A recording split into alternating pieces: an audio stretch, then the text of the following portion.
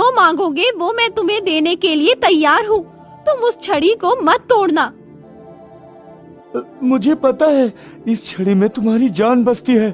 अगर मैंने इसे तोड़ दिया तो तुम जलकर भस्म हो जाओगी, लेकिन मैं ये गलती नहीं करूंगा। तुम्हारी जान के बदले मुझे सोना, चांदी, हीरे, जेवरात और असरफिया चाहिए। हाँ ठीक है, मैं तुम्हें ये सब देने के लिए तैयार हूँ। आओ मेरे साथ। अब सतीश उस जादूगरनी के पीछे पीछे चला जाता है। जादूगरनी मौका देखते ही सतीश को एक पिंजरे में कैद कर देती है और सतीश के हाथ से वो छड़ी छीन लेती है। पुराने समय की बात है। विशनगढ़ नामक राज्य में एक सतीश नाम का एक चोर रहा करता था। वो पूरे दिन घर में सोता और रात होते ही निकल पकड़ता था चोरी करने के लिए। उसकी पत्नी मीरा उसके चोरी करने से बहुत खफा रहती थी, पर सतीश उसकी बात मानता ही नहीं था। एक दिन वो सभी गांव वालों के सोने के बाद चोरी करके लौटा। उसने सामान देखा तो उसकी भावें सिकुड़ गई। वो अपनी पत्नी से बोला, इतनी मेहनत से चोरी करता हूँ और हाथ में लगता है ये 2-4 फूटी कौड़ी। पूरा गांव ही भिखमंगा है। ऐसे मेरा गुजारा नहीं होने वाला। मुझे कुछ और सोचना पड़ेगा। हाँ, सोचना पड़ेगा। आपको कितनी बार कहा है, गांव में इतनी गरीबी है। लोग पेट काट काट के कुछ धन बचा कर रखते हैं ताकि बुरे समय में उनके कुछ काम आ सके, और आप उसी धन को चुरा लाते हो। भगवान के लिए ये काम छोड़ दीजिए। हमें मेहनत मजदूरी करके खाना है। चोरी का खाने में और मेरे बच्चे नहीं खाएंगे अब से। तुम तो हर दिन यही बोलती हो और फिर खुद खाती हो और बच्चों को भी शौक से खिलाती हो। मेरी तो ये समझ में नहीं आता, जब ये सब खाना है तो रोज रोज का कलेश क्यों करती हो। मेरी भी कमाई मेहनत की है। इतना आसान थोड़ी है चोरी करना। हाँ, आपको पता है मैं कहीं जा नहीं सकती। बच्चों को लेके बिना खाए जिंदा नहीं रह सकती, इसीलिए खाना पड़ता है। हाँ तो चुपचाप आराम की जिंदगी गुजारो और आइंदा कभी मेरे काम को गाली ना देना। मैं इस काम को नहीं छोड़ने वाला। हाँ। इतना बोलकर सतीश वहाँ से उठकर चला गया और मीरा हर दिन की तरह खुद को कोसने लगी। उनका रोज का यही था। ना मीरा चोरी का माल घर में पसंद करती थी और ना सतीश चोरी करना छोड़ता था। सतीश आराम से जाकर सो गया और मीरा ऐसे ही बैठी आंसू बहाती रही।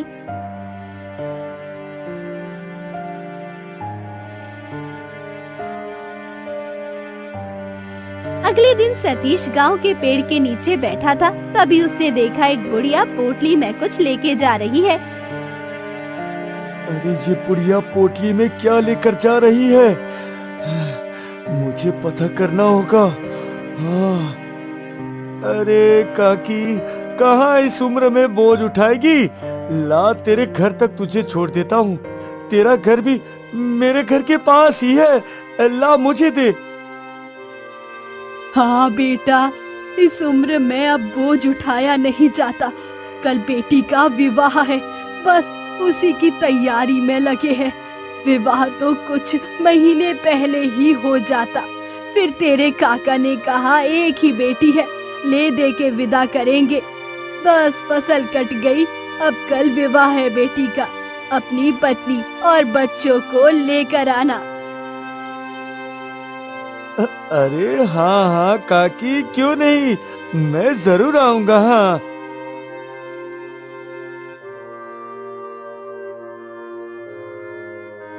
वो दोनों बात करते करते बुढ़िया के घर तक आ गए। सतीश ने कहा, काकी, ये पोटली को कहाँ रखना है? यहाँ रख दे बेटा, कोने में। एक रात की ही बात है। सतीश वो पोटली वहाँ रखकर अपने घर चला जाता है। कल बुढ़िया की बेटी का विवाह है। जरूर कुछ गहने और धन बुढ़िया के घर में रखा होगा। आज रात बुढ़िया के घर में ही चोरी करूंगा। हाँ।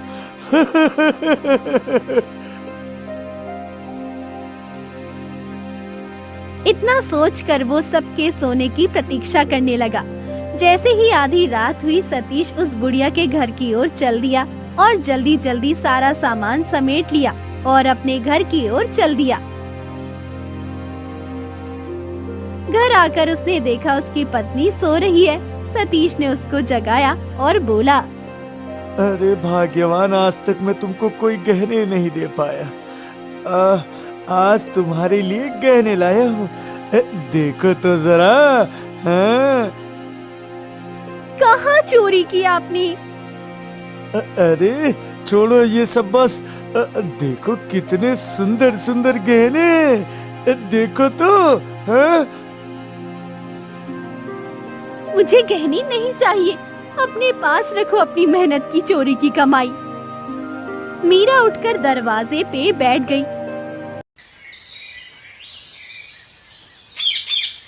वो सवेरे तक ऐसे ही बैठी रही।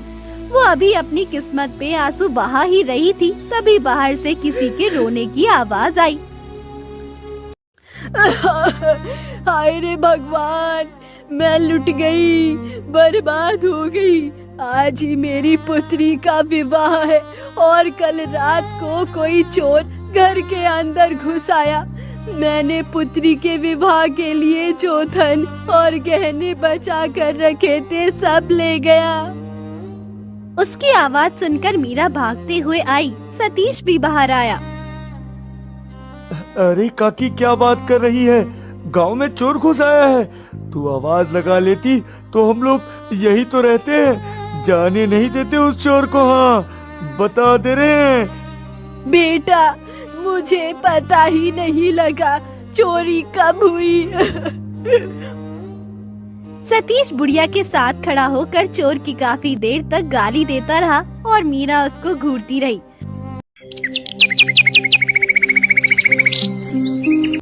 कुछ दिन ऐसे ही निकल गए। सतीश ने वो सारा धन और गहने भी बेच दिए। कुछ ही दिन में वो सब भी खत्म हो गया।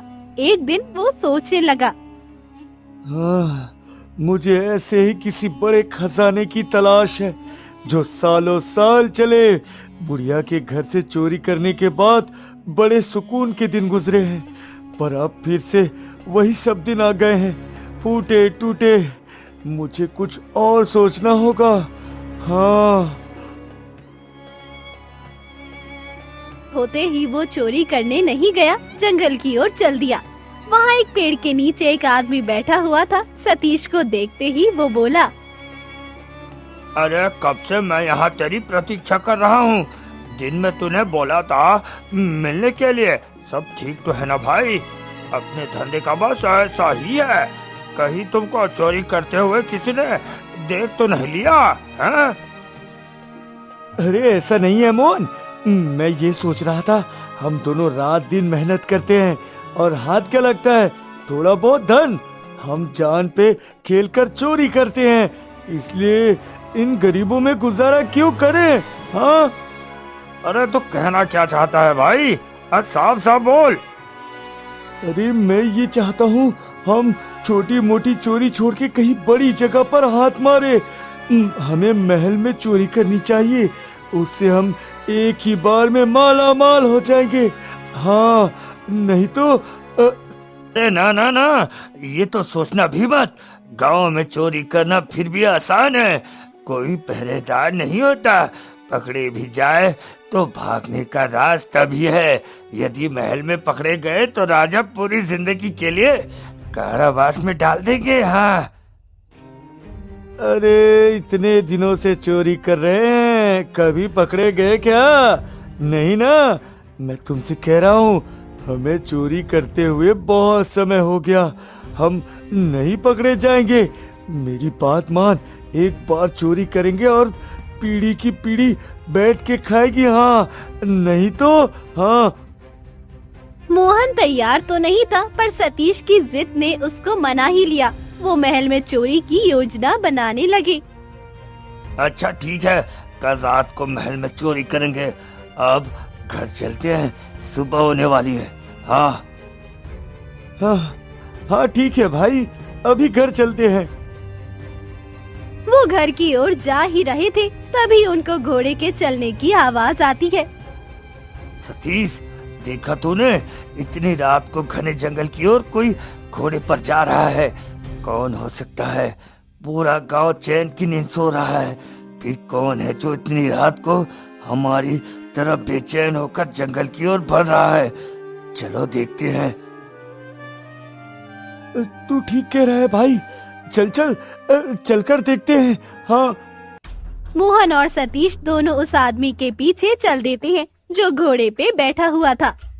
अरे मोहन, ये तो महल का मंत्री है। ये इतनी रात को यहाँ पर क्या कर रहा है? हाँ। अरे पता नहीं भाई, यदि ये मंत्री यहाँ है इस समय तो कोई ना कोई घर पर जरूर है। हमें इसके पीछे पीछे चलकर देखना चाहिए। हाँ। दोनों उसके पीछे पीछे चलने लगे। मंत्री ने आसमान की ओर देखा। सुबह होने में कुछ ही समय बाकी था। मंत्री ने एक मंत्र पढ़ा। नमस्ते से नमस्ते से नमस्ते से नमो नमः नमो नमः। उसके मंत्र पढ़ते ही वहाँ एक तोता आया और देखते ही देखते वो तोता एक सुंदर सी छड़ी में बदल गया। ये देखकर मोहन और सतीश बहुत हैरान हुए। अरे ये तोता छड़ी में कैसे बदल गया? अरे वही तो मैं भी सोच रहा हूँ भाई, ये कैसे छड़ी में बदल गया? मंत्री ने उस छड़ी को हाथ में लिया और एक गुफा के पास आया।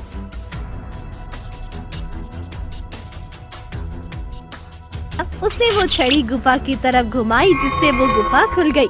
मंत्री गुफा के अंदर चला गया और वो दोनों बड़े हैरान हुए। अरे इस छड़ी से गुफा का द्वार कैसे खुल सकता है? अरे हाँ भाई, ये तो कोई जादुई छड़ी है। चुपके से अंदर चलते हैं। चल चल। अंदर गए तो फंस सकते हैं। यही बैठकर मंत्री के वापस आने की प्रतीक्षा करते हैं। हाँ, मगर अंदर जाके देखना भी तो है। इस मंत्री ने ऐसा क्या छुपाया यहाँ?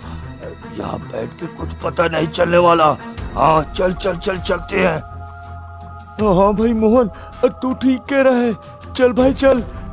दोनों अंदर चुपके से चले जाते हैं। वो अंदर आकर देखते हैं तो चौंक जाते हैं। यहाँ मंत्री ने राजा का ढेर सारा खजाना छुपाया हुआ था। वाह, कितना खजाना है मेरे पास। मूर्ख राजा मुझ पे इतना भरोसा करता है।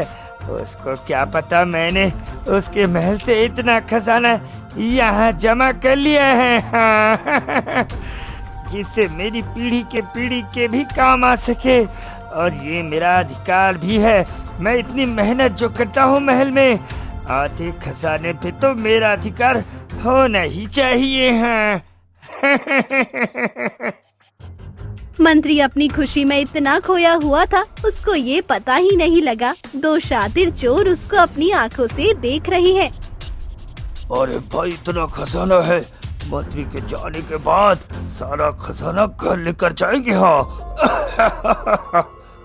अरे मंत्री जाएगा भी तो अपनी जादुई छड़ी से इसका द्वार बाहर से बंद करके जाएगा। यहाँ हम खजाने के साथ ही दफन हो जाएंगे। अभी यहाँ से निकलना होगा, बाद में सोचते हैं। खजाने के बारे में हमको पता तो लग ही गया है, खजाना छुपा कहाँ है। हाँ हाँ हाँ ठीक है, तुम सही कह रहे हो, हमें भी चलना चाहिए।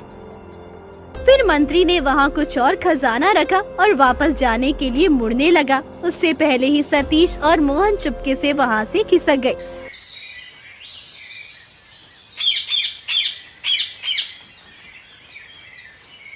अगले दिन मोहन और सतीश करीब किसान बनकर महल गए। सैनिक महल के द्वार पे खड़े थे।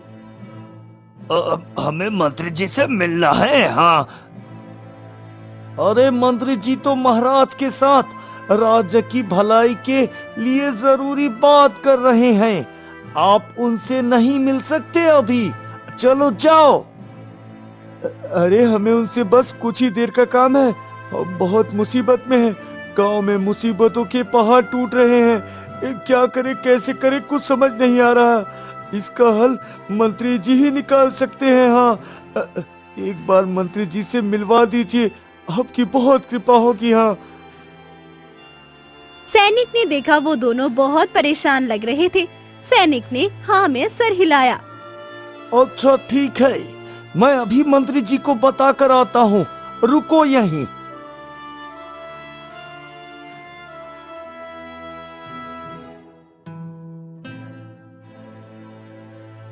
थोड़ी देर में वो सैनिक वापस आया। अच्छा, मंत्री जी तुमसे मिलने के लिए तैयार हैं। तुम अंदर जा सकती हो। हाँ। वो दोनों अंदर चले गए।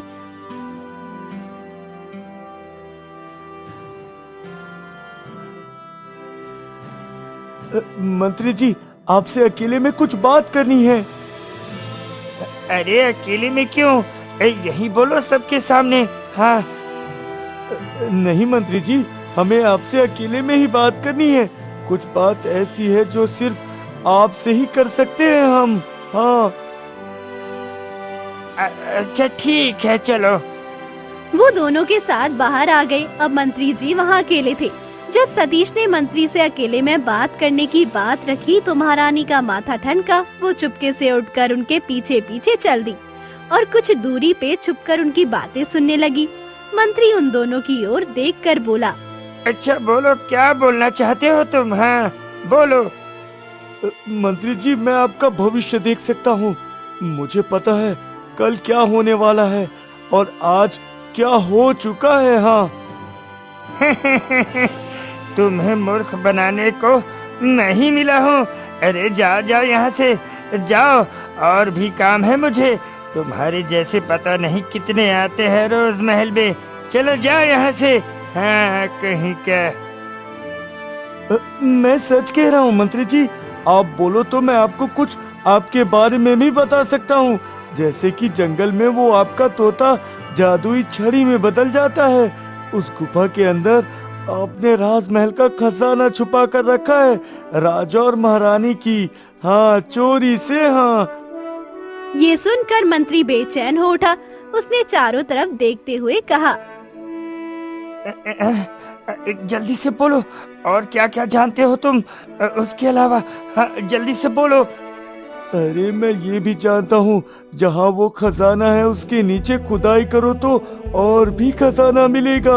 उसके नीचे बहुत खजाना दफन है।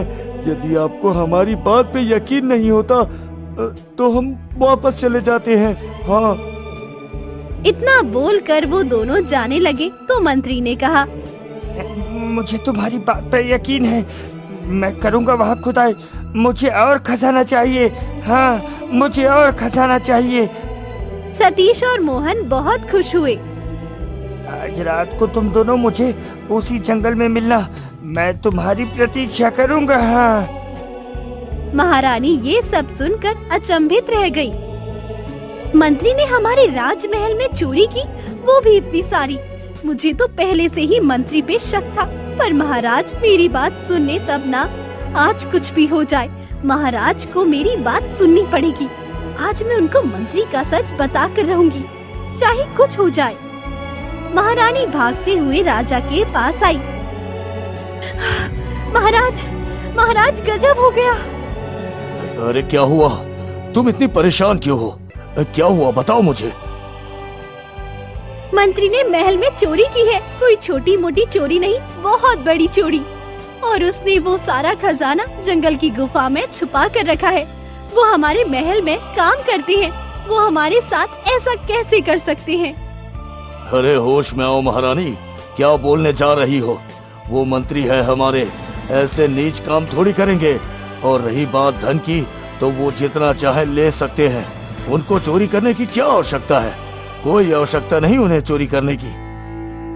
वही तो महाराज, उनको चोरी करने की आवश्यकता नहीं है, फिर भी उन्होंने चोरी की। पर क्यों? आप पूछिए ना उनसे। मुझे मंत्री पे कई बार शक हुआ, परंतु आपने मेरी एक नहीं सुनी। आज आखिरी बार यकीन कर लीजिए। आज रात वो जंगल में उसी खजाने की गुफा को खोलने जाएंगे। उन्होंने शाही खजाना छुपाया है। यदि मेरी बात झूठ हुई तो उसके बाद आप जीवन में कभी भी मुझ पे भरोसा न करना। आखिरी बार, बस आखिरी बार।